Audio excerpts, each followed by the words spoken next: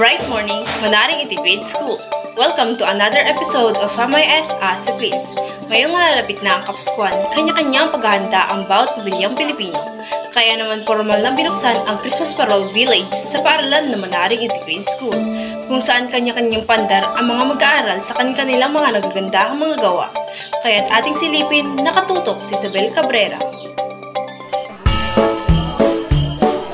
Nagaganda ang mga Christmas tree at makikintab ng mga parol ang makikita sa Manaring Integrated School sa pagbubukas ng Christmas Village ngayong araw.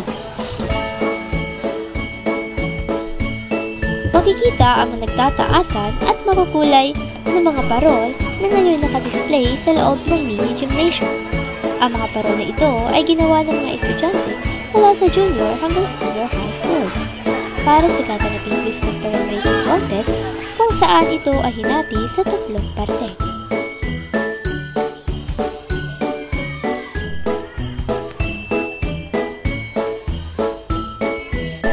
Anong masasabi mo dito sa pagbubukas ng Paskuhan Village? Ang pagbubukas ng Paskuhan Village ay simbolo ng Pasko.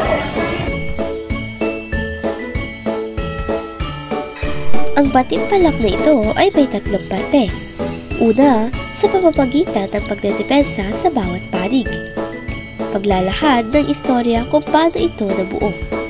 At ang panghuli ay ang paramihan ng reacts at shares sa social media. Samantala, sa darating na buwan ng Disyembre naman, ay muling magkakaroon ng iba't ibang aktibidad para sa gaganaping founding anniversary dito sa paaralan, na magsisimula sa December 5 at magtatapos sa December 12. At yan ang latest mula rito. Balik sa'yo, Cristel Dasag.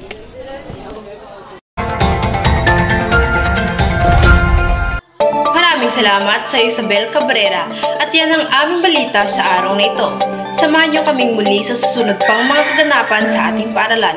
Dito lamang sa MIS As a Quiz. I'm your news anchor, Cristel Dasag.